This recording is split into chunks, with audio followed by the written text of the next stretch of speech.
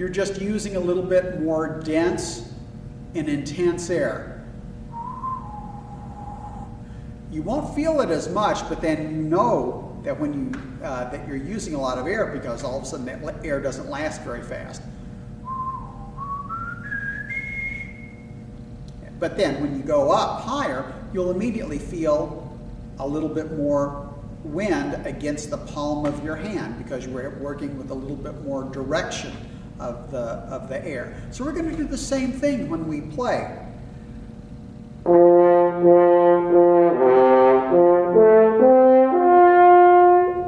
So your goal when you play the horn, and especially in this this opening passage right here, the tube of air that's going through your lips, it should really stay the same dimension. It shouldn't open and close depending on if you're going high or low.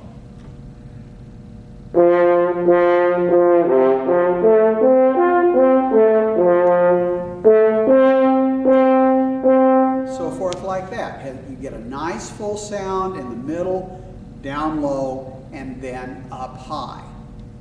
So no flabbiness when you go down, and no over focusing when you ascend.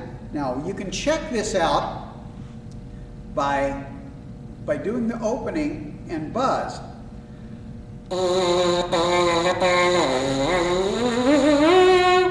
Make sure that you have the same quality of buzz.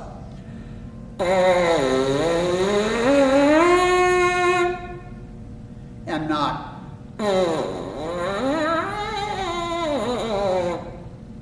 then we have an absence of air, then we have a flabbiness when we go down, and a pinched sound when we go up.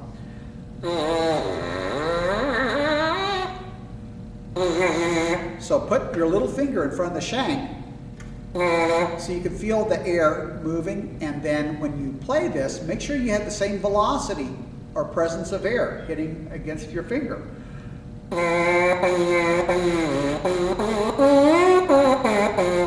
Then transfer that to the horn.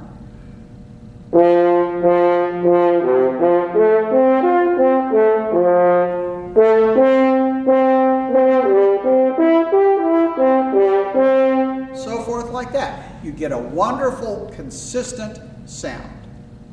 Let's look at the beginning of the third line. We have this eighth note arpeggio. First, you need to make sure that you can play this slurred. Do it very slowly so you can feel where the notes are.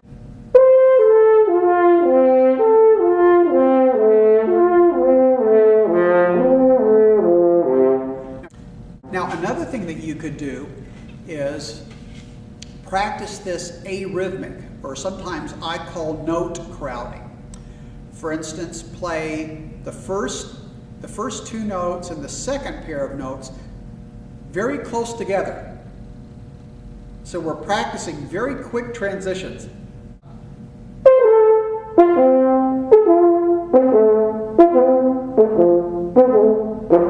And then practice it long, short, long, short, long. So the first note long, and the transition between the next two notes starts fast, like.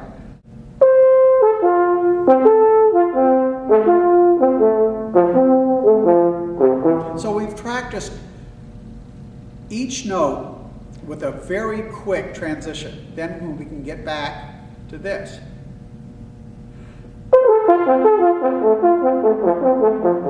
And that sets us up for the fast articulation passage coming up. So forth.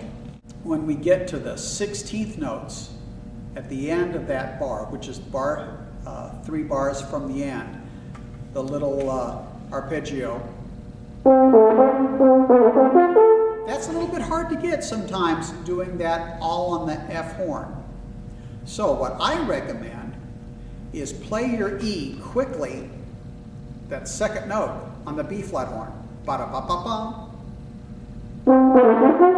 It comes out a lot cleaner. That little change of fingering really helps out. Now, I'll do it the traditional way. Let you hear the difference. I can do it, but it's not as crisp. You can hear that note just pops out. And then finally, watch about the typo on the last measure. It's a dotted 8th 16th, not as it's printed an 8th note 16th. So make sure that you are making the correction. Ba-da-ba-ba-be-ba-ba. So nice and precise.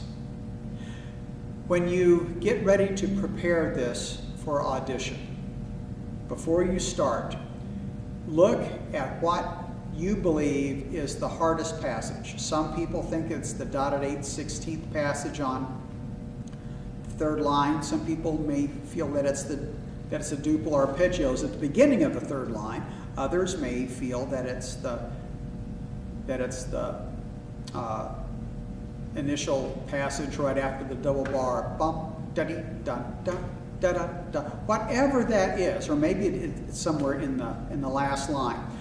Decide what is the fastest tempo that you can correctly play this with control.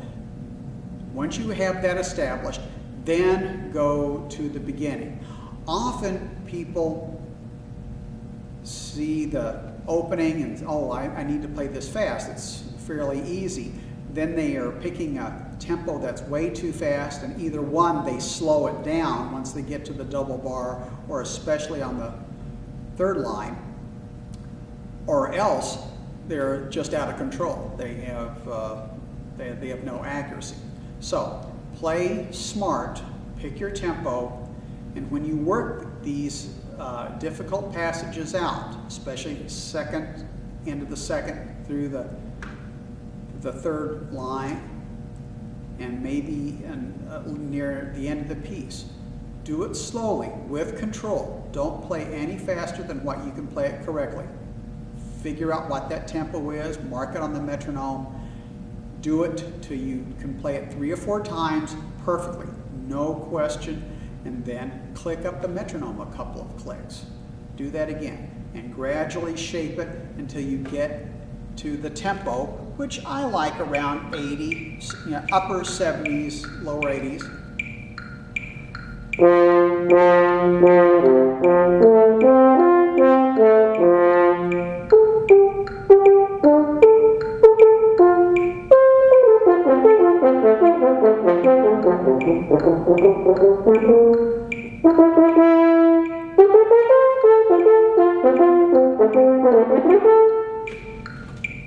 Whatever those passages are, you'll have them under control.